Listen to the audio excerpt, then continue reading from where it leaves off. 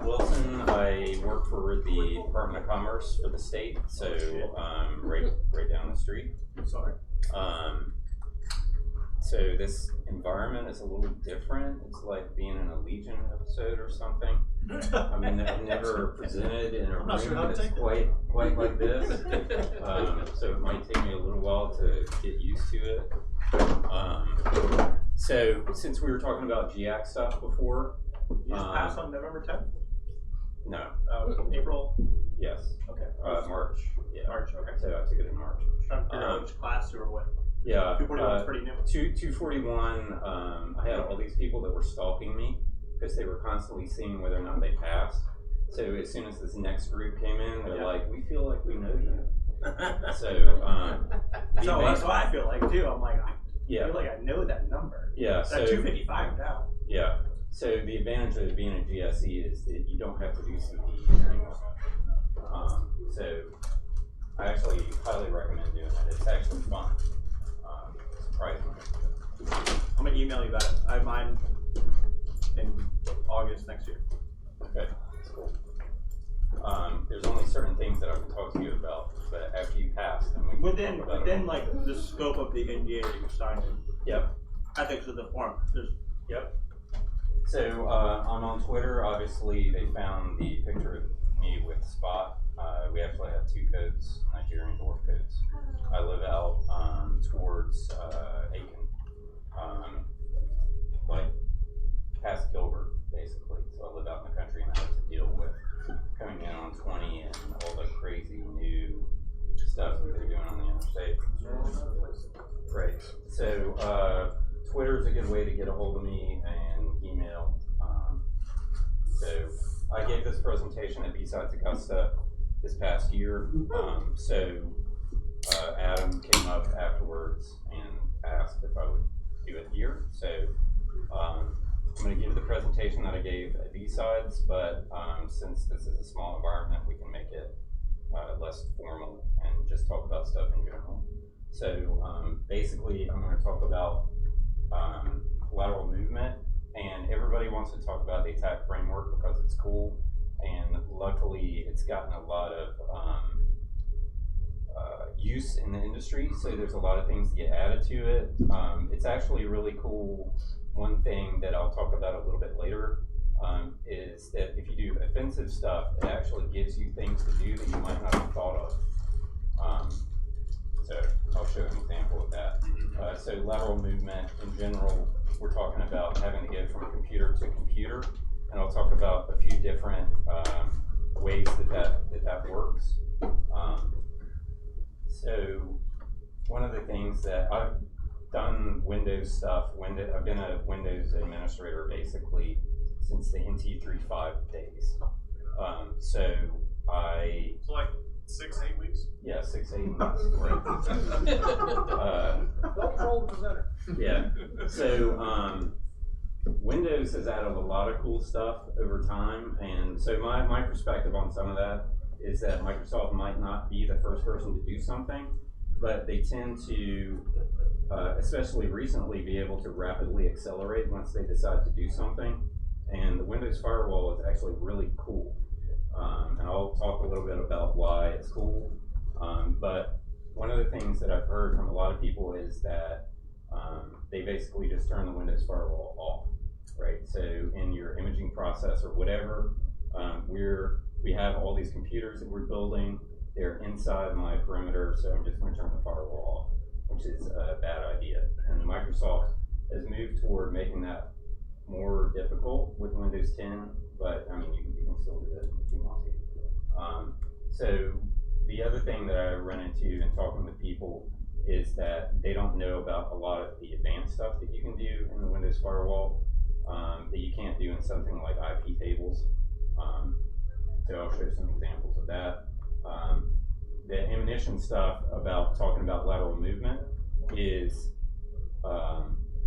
there's a lot of people who have outdated perspectives on security in general, right? So we've been talking about defense in depth and assumed breach for a long time, but there's still a lot of people, especially on the pure IT side, who don't even, that freaks them out whenever you talk about assumed breach.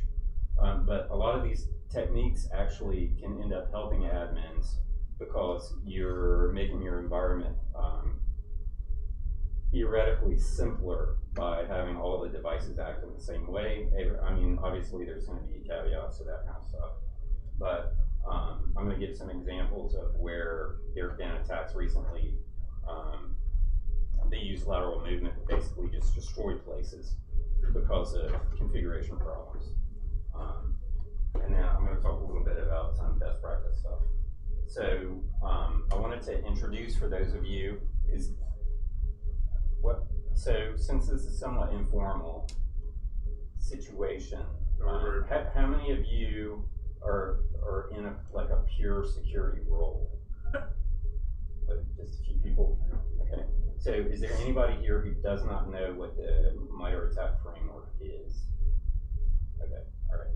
So MITRE is an organization that's kind of a quasi-governmental, maybe kind of like Sandia and some other places, where they're doing stuff they basically do research on some other things. So the thing about the attack framework is to try and systematize these things called TTPs, which if you're talking to a pure security person that's always working in security stuff, everybody, well, on the IT side also uses acronyms all the time.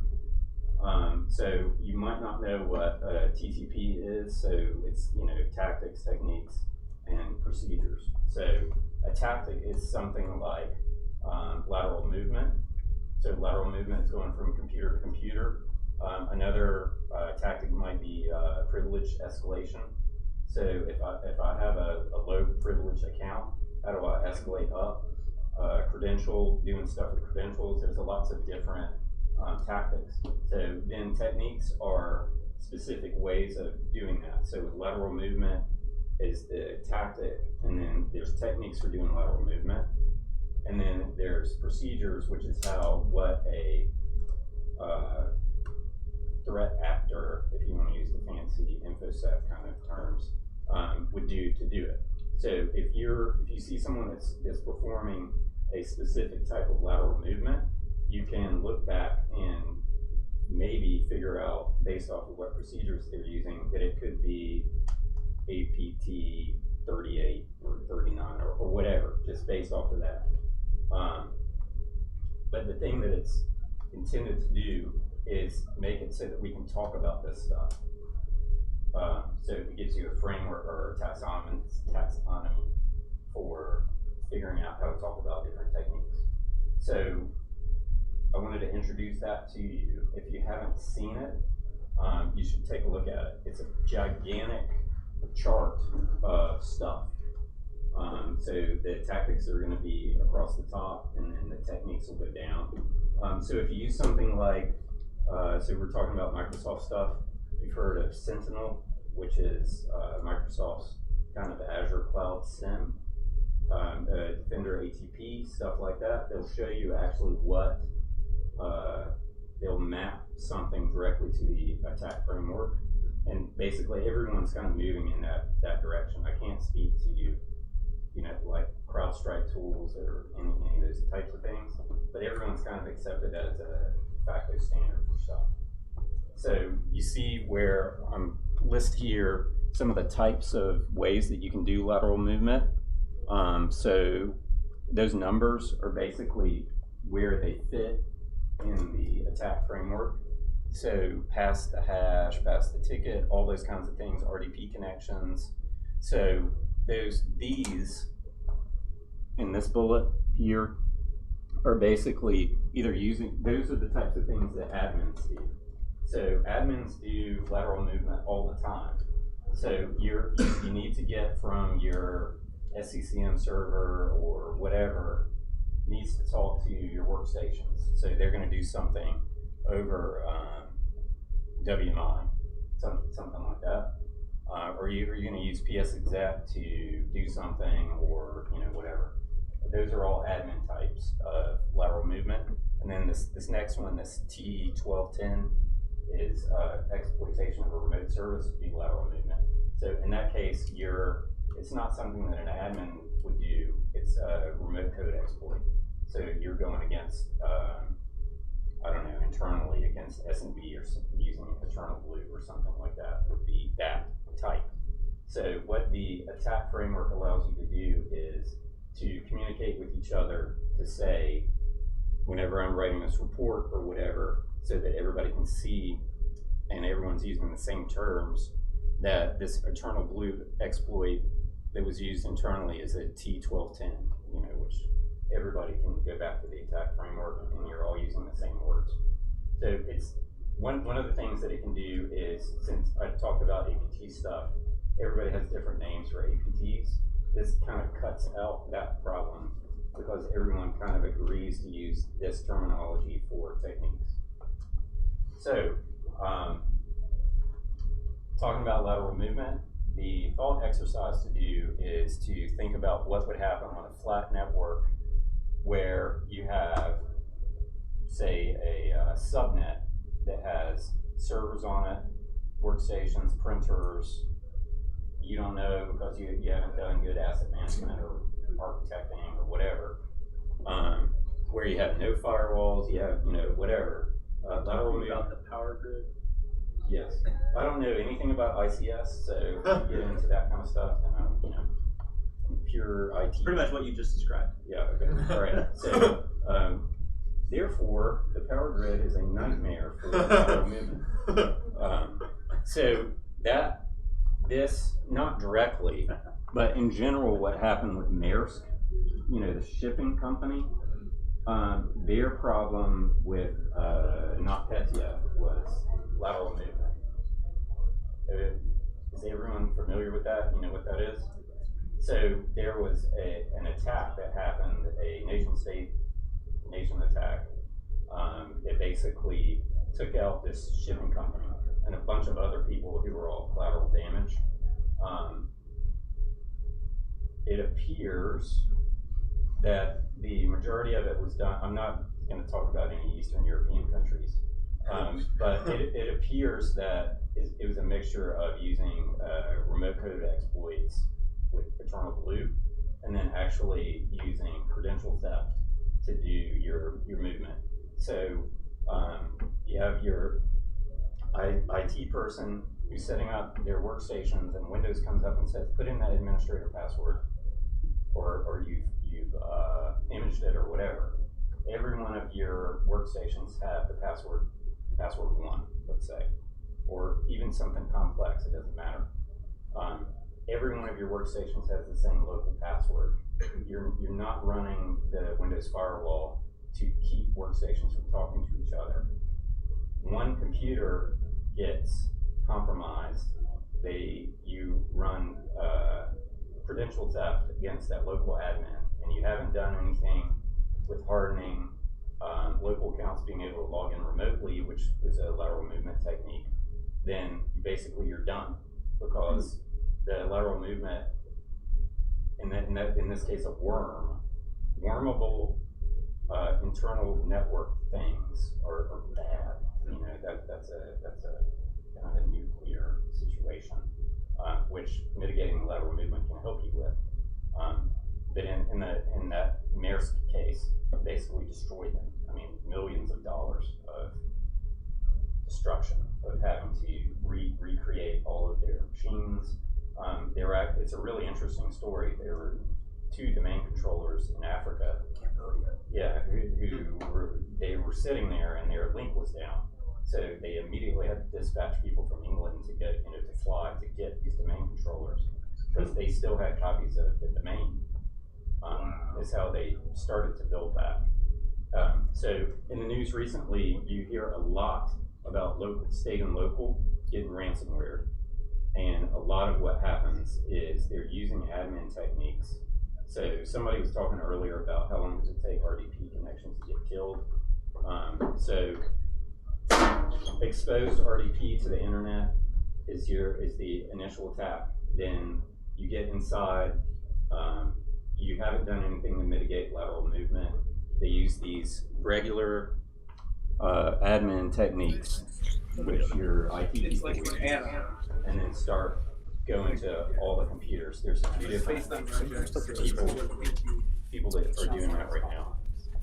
They do a deep dive on All that stuff that happened in Texas, ransomware stuff, it's probably that's what they were doing. It's a good way for Eastern European people to make money. All right, so just to talk about the firewall in general, I talked about, I think that it's been around for a little while. It came out with XP. It was really easy to turn off. It's become progressively more difficult to turn it off, and I would highly recommend that you do not turn it off.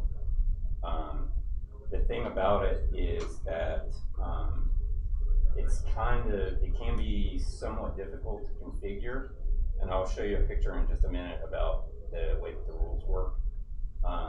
So I recommend using something like Intune or group policy to maintain it.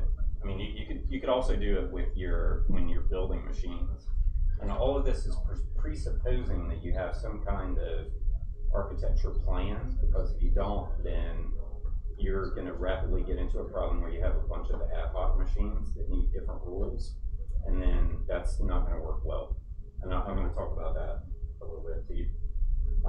So, can you define the word plan? Plan, yeah. What is that? Have somebody that has a plan. You know. So the thing about planning is that you can't think of it as static.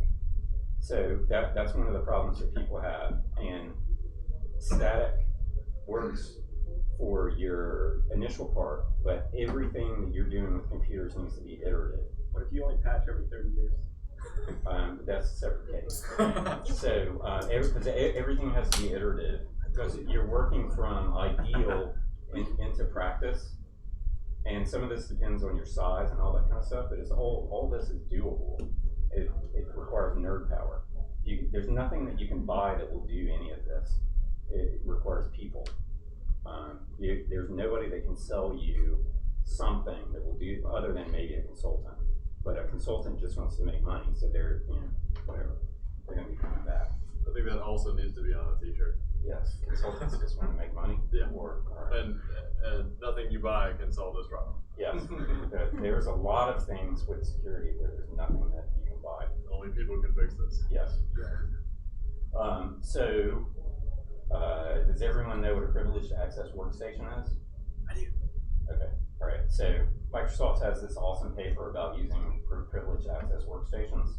So in that scenario, what you're doing is you want to move toward using multiple physical machines to do something.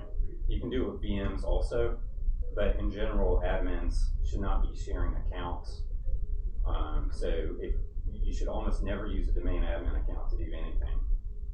You should create server admin accounts that have specific rights, which requires planning. Then whatever accounts you have that do email and all that kind of stuff, they need to be physically separated from that. Like, privileged access workstations is a somewhat relatively new concept, I guess, in the last 3 or 4 years in the Windows world. But there's a lot of good stuff on the internet about using it. And I'll talk a little bit about how you can use Kerberos with the privileged access stuff. So this is an example of default inbound rules to the Windows firewall. This is why it's crazy. So you probably have no idea what most of those things are and why, this default stuff. Zoom music. It's still alive. So that is something that I constantly ask Microsoft people about. And there's a lot of people at Microsoft who actually are kind of mad about this a little bit too. Why? How? If I put in the product key for Windows 10 Enterprise, why does it have Candy Crush? Yes. Why doesn't it just immediately start getting rid of that crap? So, but the problem is, if you go in there and you start, like, in the old days, meaning right when Windows 10, the 8 to 10 transition, we attempted to do some stuff with LTSP and kill the store. You know, because like why would we need, and that would make your day very bad. Because the store is so integrated in the way that Windows 10 works that it's difficult to get rid of some of that stuff. There's some things that you can do with App Locker to take care of some of that. There's also a lot of stuff that you can do with the firewall. So the inbound rules you probably will not like, the default ones. And then the outbound ones you probably will not like either. So what's the difference between inbound and outbound? Inbound is basically inbound to connections the coming workstation. in, Yes. and outbound connections going out. Correct. Right. So it's a host-based firewall where by default, whenever it's turned on, anything that goes outbound is allowed. Anything that comes in that isn't listed is blocked. So in this previous slide, And that's by default, right? yes, by default. So anything that's listed on here by default, it'll allow it to come in. So one of the things that actually makes it cool, but is also problematic for maintaining, is that you can do firewall rules down to applications. So you're thinking about it in regular networking terms, where you know, I want to allow port 3389 TCP in and out, you know, or sorry, in, because it's a server and it has to allow RDP. So that's a pure network way of thinking about it. You can actually, in the Windows firewall, you can do that, but you can also allow the service connectivity, and then it figures out what it needs to do on the network side, which is good for things that use like RPC stuff, where it's going to use a crap load of high, you know, ephemeral ports or whatever. But I would also argue that on workstations for inbound connections, there's almost no case where you would need to do something like that. Those firewall, when you're talking about inbound, outbound, you're talking about connections that are originated from external inbound to the machine, right? So like Yes. if there were something on the client that went out and then came back in, same session, that's allowed. That's allowed, right? Yeah. So yeah, it's session aware. Yes. Right. All right. Yeah, so, this is one thing, I'm sorry. Yeah, It's no one problem, go confusing thing that on Windows machines always gets me. It's like, let's say I run I don't know, like a server on a port. Yeah. And it's like, it always like pops up, because I'm just localhost, Yes. right? And it's like, the firewall blocks it. Yeah. It's a lot of that. I don't know, I never know where to set what is that? Outbound or inbound? Yeah, that's a complicated case if you're talking about coming back to the local host. So in that scenario, you're probably talking about a developer's machine, right? Yeah. Yeah. So developers are special animals. So in that case, you're in your plan. You have to treat developers differently.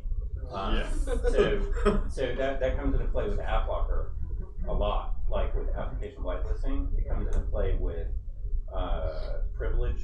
Like if I'm going to run Visual Studio on my machine, and I'm going to debug a web app, I need admin rights because the debugger needs to attach the IIS process. There's ways that you can do some stuff where you don't necessarily need that. But if you have a developer that's constantly, I can't debug or whatever, and you're like, or I'm Go going to away. do this, and then Here's local admin. Yeah, and then it turns into, all right, I'm putting you on this subnet, and I'm going to put another firewall between y'all's subnet and everybody else, and I'm going to watch everything that comes out of there. And you're going to have your own group policy settings. You're going to have everything. So unfortunately, what I'm talking about in general is how you handle fleet stuff, like accountants and your regular people and all that kind of stuff. So yeah, I mean, it's the same problem for me. If I want to run some security tool what am I gonna do? And it's to a certain extent, being a hypocrite on my part, because, you know, I wanna do something and Windows Firewall is gonna kill me. Well, maybe that computer should not be my regular computer that I'm gonna use to do business with, you know, cause I'm gonna kill this process and whatever. But that also brings up the privileged access workstation thing. So in the scenario where you have a developer, you don't need a privileged access workstation, but you might need a development machine, and then you need a machine to do your web browsing and that kind of stuff. Because you know that you need to change firewall rules in order to debug, but you don't have to do that in order to check CNN.com to see what's going on. You know, so that's why it's also an iterative process. You know, that you might start with one thing and then add some more. All right, so the IPsec stuff. So this is something that IP tables, you're not going to do this kind of stuff, and it requires thinking about the Windows firewall in a little bit of a different way, in that it's not just a firewall. It allows you to do stuff with IPsec connections. So in this example, what I've got set up is a connection rule that you would set up on your server, and then you set up an equivalent one on the workstation.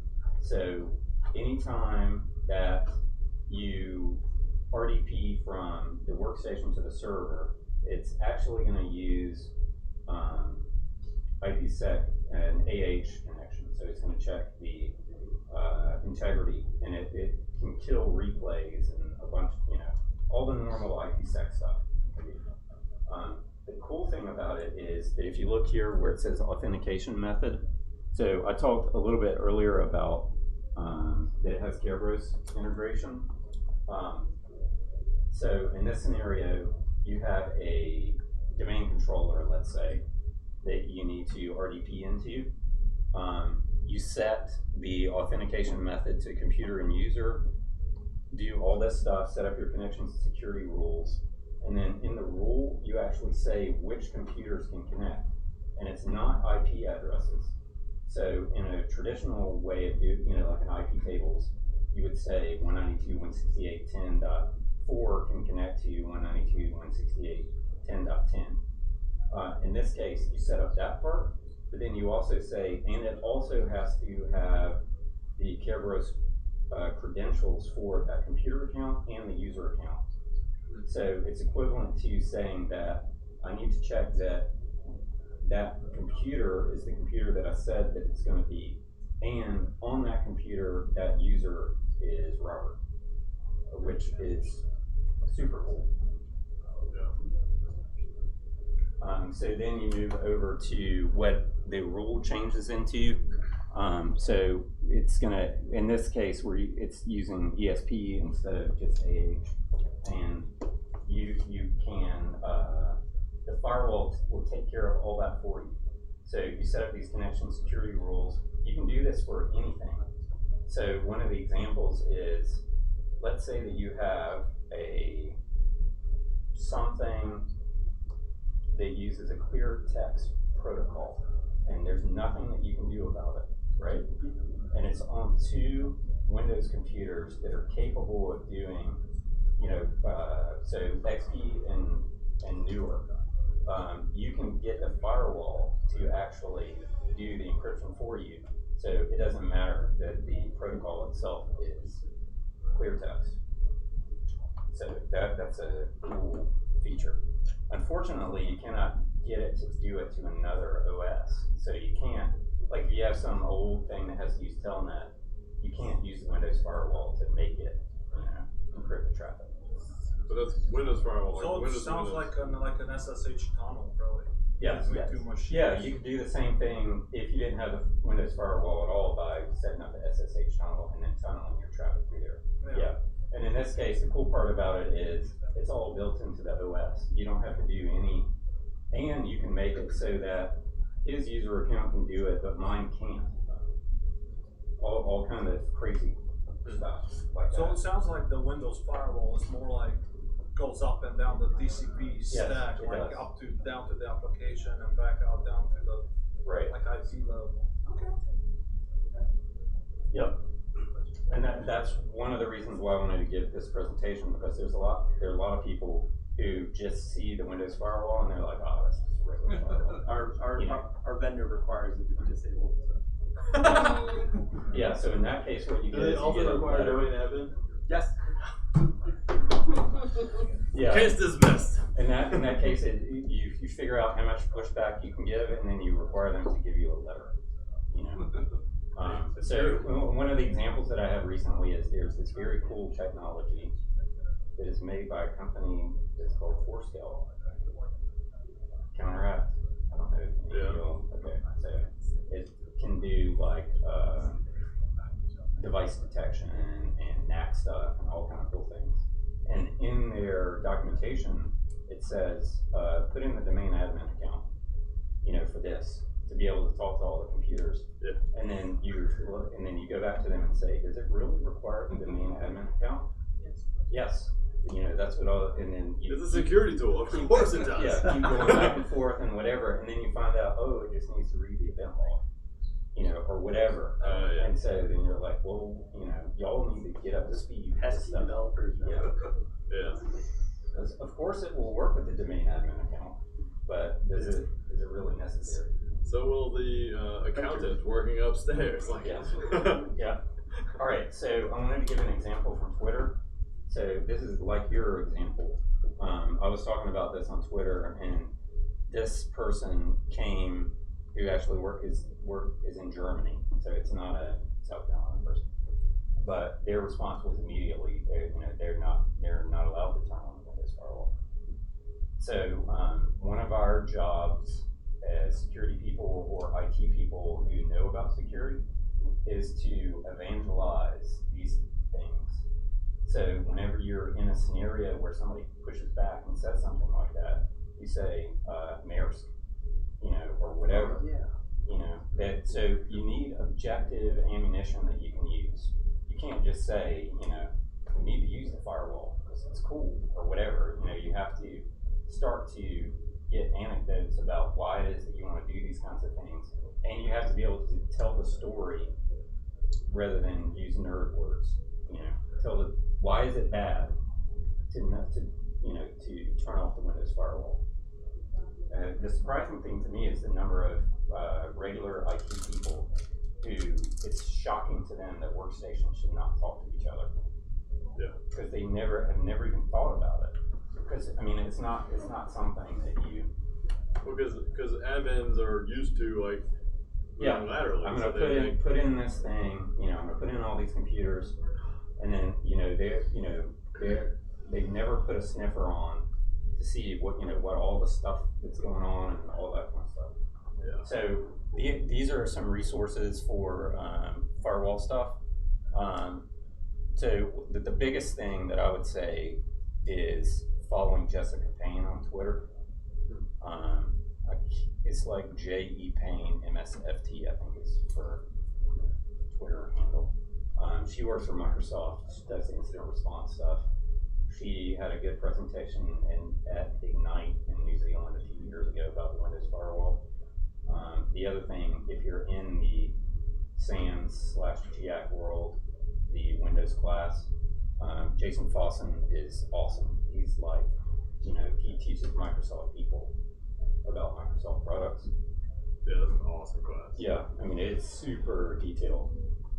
So there's a lot of time spent about firewall stuff.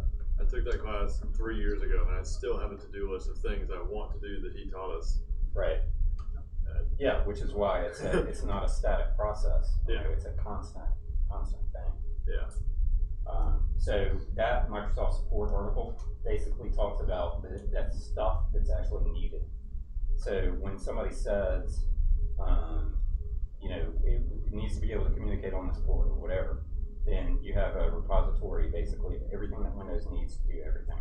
So it covers Exchange, AD, all that kind of stuff. The normal ones, SMB, and all that business. So stuff.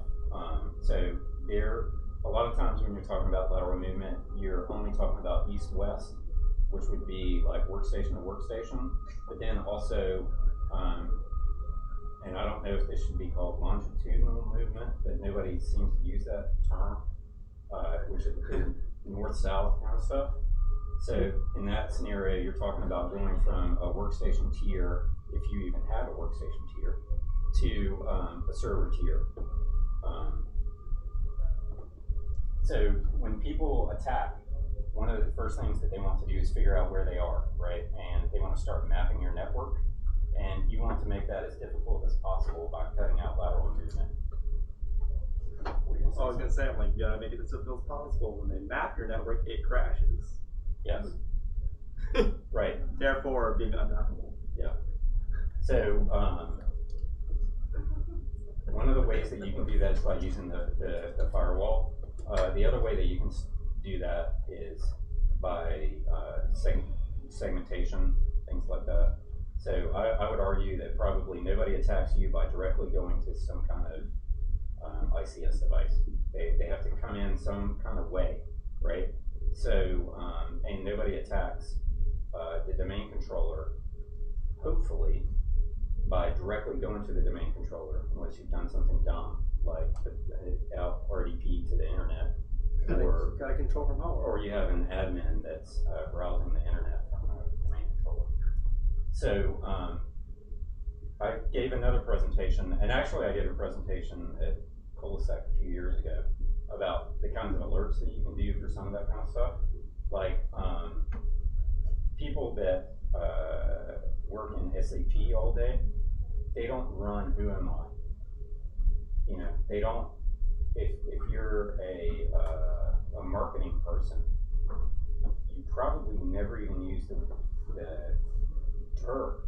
You know, when's the last time that you've seen a marketing person, not anything against marketing people, open up a command prompt and do anything? Probably not.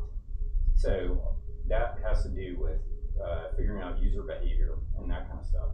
So you know that you go to a presentation where you have offensive people, red team, whatever you want to call them, they get cocky about, you know, you get on this computer and then you run Who Am I? And then you're like, all right, you're done. Because as soon as you run Who Am I, I'm going to alert. Because there is no case, 99% of the time, when a regular user that's using a computer has to run something like that. They probably don't need to run net, you know, NetUse, NetView, all that kind of stuff. There's no reason to do it. So if there's a process that does that, you need to alert on it, and then if it's legitimate, then you write a rule so that you don't alert on that legitimate usage of it. So from a defender's Found a perspective, cool way to mess with admins. yeah. Just start running Who Am I? You're Yeah. assuming those rules are actually set up in the learning, Yeah, they're not. or that somebody's looking at them. Yeah, given how cocky the pen testers are about being able to do that, you know, huge 90-something%, they have no idea. You know, who am I? You know, it'd be totally fine. So one of the things that I talked about also was trying to treat computers as being the same. And there's this concept that came from cloud computing, or this metaphor that came from cloud computing about cattle, right? Because it has to do with the immutability of cloud resources. So you're, why can you not think of most of your workstations as immutable also? Because their data should be somewhere else. Because if ransomware goes off on their computer, you want all that to be contained to that machine, and their data isn't there anyway. So I understand that this is, some of this is theoretical, but you also can't get caught in what's called the nirvana fallacy, you know, where I'm not going to do anything because it's not perfect. So you want to use the 80-20 or 90-10 rule, or what, you know, however you want to term it, and at least start doing something and iterating through these changes. So if you have an area where you can say, everyone in this area should run these apps. Their computer should be this way. Then you start doing a logical segmentation of those computers and treating them differently, and get to the point where you can pull them out and put them back in whenever you need to. The other way of thinking about it is pets, like developers are pets. IT people are pets. Security people are pets, because your computer, I need to be able to do this, or whatever. No, we're all just a bunch of snowflakes. Yeah. I like that better. It makes it difficult, but in that case, it requires care and feeding. And cattle you don't care about. It's cow number 33. It's not, Elliot or Spot or whatever. That's We haven't named it, so it doesn't yeah, matter. it's not named, so it doesn't matter. Which is a philosophical thing about how you view your computers. So this has to do with that Microsoft paper that I was talking about, where they established a tiering model for the types of computers that should be in different tiers. So these computers, all the traffic that's going from workstations to servers, you're crossing a boundary, a security boundary, basically, where you want to increase logging. Accounts that can log into a workstation should not be allowed to log into a server, all that kind of stuff. And that requires thinking, planning, but also your philosophy about how you're going to categorize all these computers. So in the case of the tier 0 stuff, like domain controllers, AD sync, Exchange servers, actually also, the only computers that should be allowed to talk to that for admin type purposes would be these privileged access workstations that I was talking about. If you want to get fancy, then you'd actually have another one for the server level also. Because what you don't want, and security tools are horrible for this. Nessus is a big example. So I'm going to be up here on tier 1, and I need to do a vulnerability scan, authenticated vulnerability scan against tiers 2. So I have an account that has admin rights to all of the computers at tier 2, and I'm coming down from tier 1.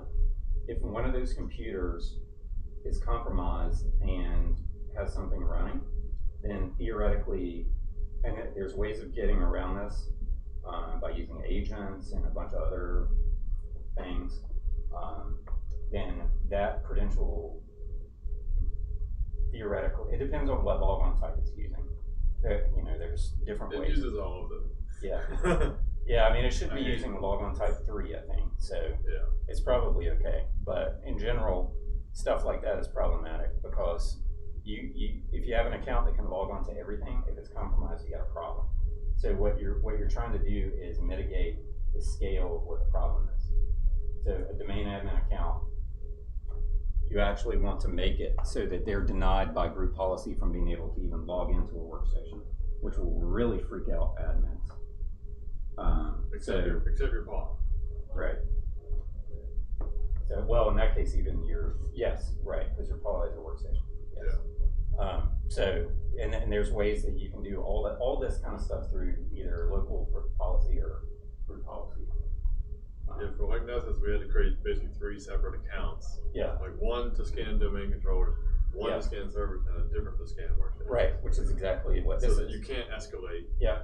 And then you also can own all the workstations. Change the Nessus password after it runs the scan, which almost nobody does, unless you have an automated tool to do it, like CyberArk or something. All right. So, and the title was quick wins. So, some of the quick wins that you can do is don't turn it off. Don't turn off your firewall. What if it's already off? Turn it off. Turn it off. It's all turn it off.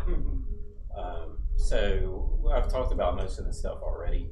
One concept that I didn't really talk about was local stuff. So if you're an admin on the computer, you can make your own rules, obviously, because you're an admin. So with group policy, what you can do is you can say, when this group policy gets applied, I don't care what the local rules are. I want to use the one that's coming from group policy. all the other stuff I've talked about, don't let the workstations talk to each other. Whenever you go in the longitudinal north-south stuff, your best case scenario would be to have a network firewall there. I would recommend something that can do some more hardcore stuff like a Palo Alto. Yeah, something like that. So you get traffic logging, you're looking for, it's going to do packet inspection, all that kind of stuff. You don't want it to be a firewall that's only doing stuff like ports. You want some fancier stuff. So Palo Alto, but you have to turn on the application layer stuff, not just the. Yeah. Layer 7 stuff. Yep. Yeah. All right. So here's a couple of hypothetical attacks. So this 1210, which is exploitation of remote services. So you will recall that there was recently a 0-day in RDP, which has been dubbed Bluekeep, which recently has been used for some Bitcoin mining or just mining in general for exposed RDP stuff. The thought whenever this 0-day was announced was that it was going to be, because it's wormable, but it's too complicated to really write code. So it took a long time, but everyone's freaking out, there's going to be a worm, all this kind of stuff, and there has not been a worm so far. So in this scenario, you've got machines that haven't been patched. So a bunch of workstation machines, the Bluekeep patch came out, you're not able to do it because you have some kind of crazy patching schedule or whatever, whatever the scenario It's not that is. time of year, all right? Somebody gets access to one computer through a fish or something, some other way they get in. So I'm going to now from that computer, I'm going to try and exploit all these other workstations by using this 0-day, which would be this 1210 exploitation of remote services. The computers are not patched, so they're vulnerable to it, right? But if you're using the Windows firewall, it doesn't matter because you're not going to allow RDP traffic to come in from another computer. You're only going to allow RDP traffic to come from computers that you care about, whatever, for whatever reason. And hopefully you will have RDP turned off on workstations anyway, and that's kind of a moot point. So that's one example. The other one that's more likely to happen is WinRM kind of thing, or WMI, something like that. So in that scenario, you get a compromised endpoint by a fish or something, and then they have credentials. So they've run, Meetup or whatever, and they have credentials. You use the firewall to not allow them to move laterally inside your network, because only computers that can do WinRM are computers that you also care about. So there's no reason for me as a developer, since we're talking about developers, to run a WinRM connection to me as the IT computer or whatever. So you want to take services like WinRM and say WinRM can only come from these points, and then you kill basically lateral movement through that. WMI lateral movement is a really big thing. Using Office macros and some of that kind of stuff is hard to detect, and it's similar to what an admin would be doing. That's the living off the land thing that y'all have heard about, I'm sure. So PowerShell remoting and all that kind of stuff. Should an accountant's computer be able to PowerShell remote to another accountant's computer? No. Just stop. Don't allow that kind of stuff to happen. So I also talked about using the MITRE framework to, if you want to do something offensive, to find out something that you may have not thought about before. So this one is a cool one that I don't remember. Dark Hotel, one of the Asian APTs use this. So it's called tainting shared content. So in this scenario, the hypothetical that I did was you have access to a computer that you've done via fish or however you've gotten onto the computer. You need to move from one computer to another.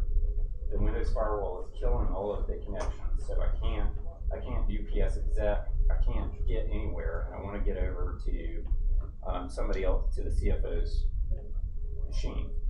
So the computer will have access to a file share somewhere, probably, especially if it's in an office environment, and you probably trust that file share, right?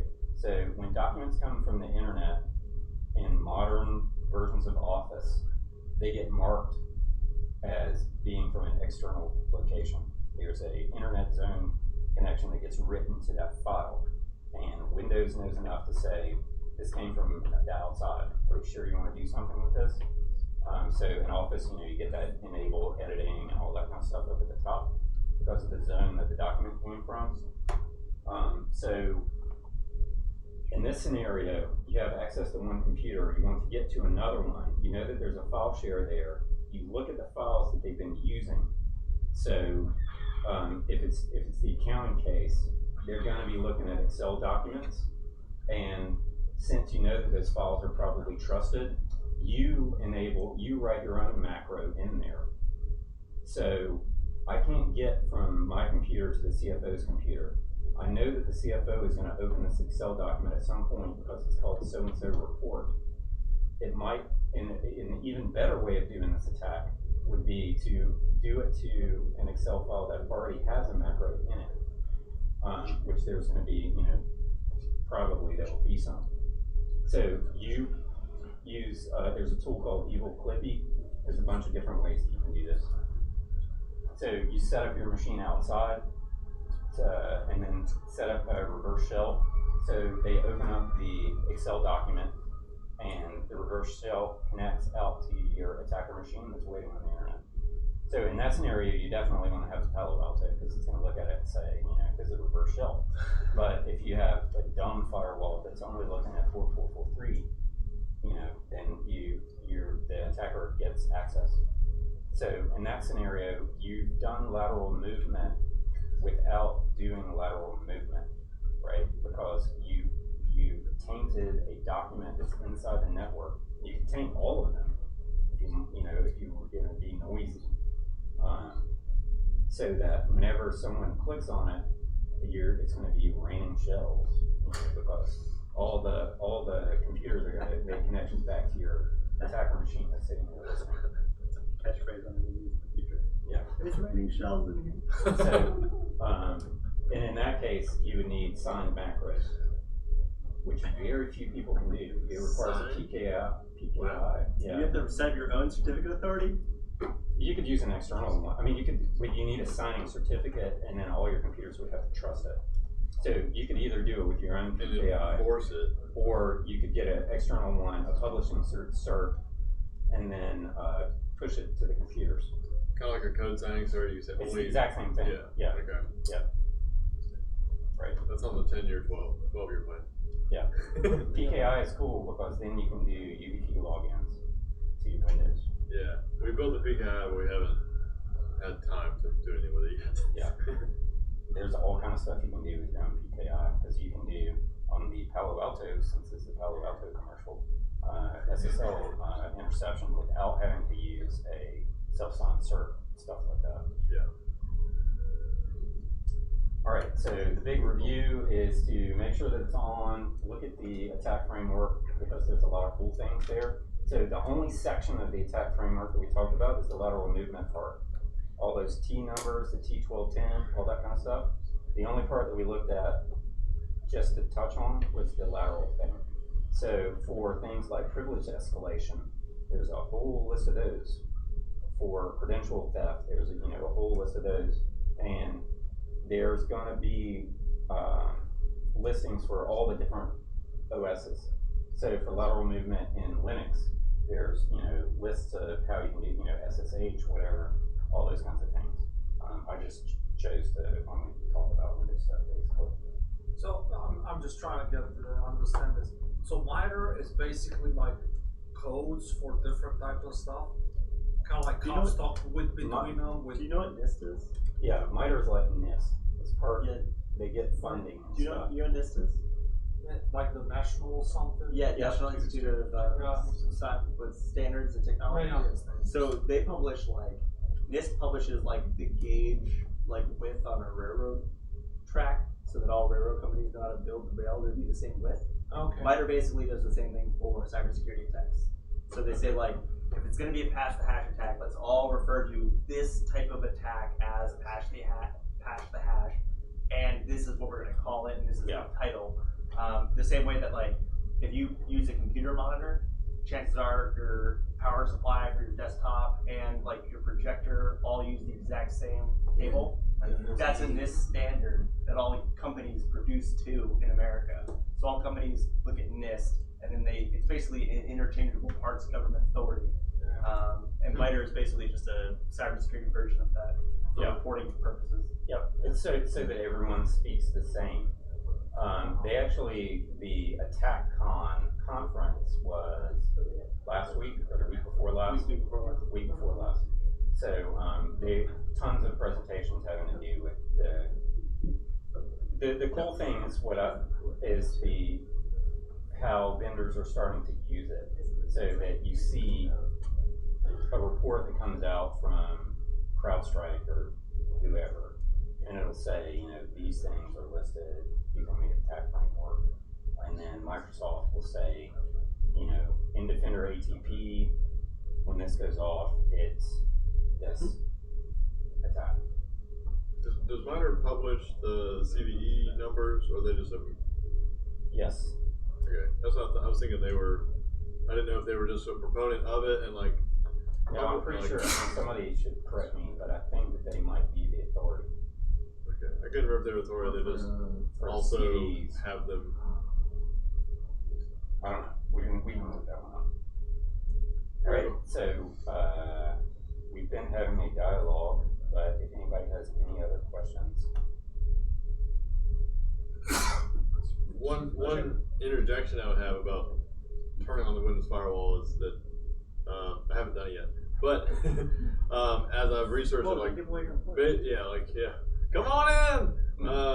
But the turning it on, it sounds simple, but what's been recommended is turn it on in monitoring mode.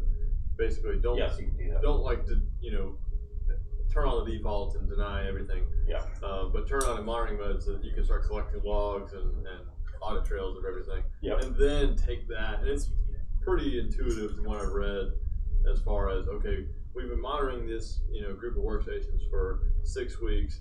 We know the day-to-day applications and things, and it will collect it together so that you can have a kind of exportable policy per se to apply now, turn around, revert, and actually apply it to that group of workstations and enforce it instead of just monitor on it. And that way you're not just looking at that list of Xbox and Zune and all this crap and figuring out, well, do I really need to turn this on or do I not? And it kind of takes a lot of the guesswork out.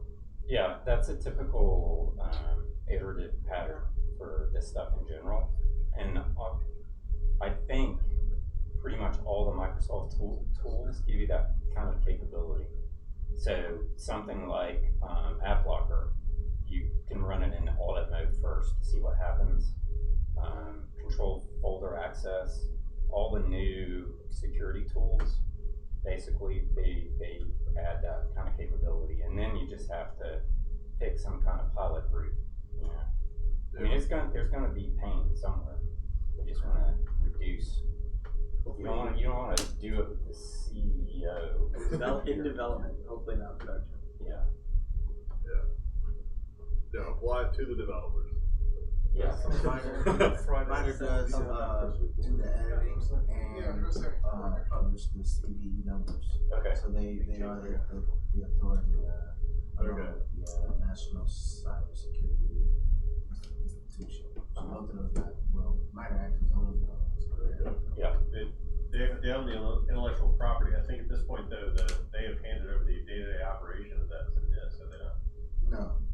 Well, at least that's not what Wiki said. Okay. I could be wrong. The internet disagrees with you. All right, so if there's no more questions, you can ask me questions on Twitter if you want. I'm a big Windows nerd. I like Linux also a lot. Boo. That's Hey. You both. There's three of them in the room. Careful, you're not. I know. Yeah. I can take Slackware. I was, You're about to get sued. since I was doing NT351 on the Linux side with Slackware, we were burning up monitors and all that stupid stuff. How's your DOS? How's your DOS? DOS is a subset of Windows. When it used to be, Windows was a superset of DOS. And now it's Windows reversed. 3.1, right? Yes, I used to support Windows 3.1. Alright, so if I have DOS questions on my 6.2 Windows with 3.1 system, network. can I reach out to you? Huh? If I have questions on my Windows 3.1 system, can I reach out to you? Robert, thank you very much for presenting. Bye, Josh. Really appreciate it. Thank you all for coming. Also.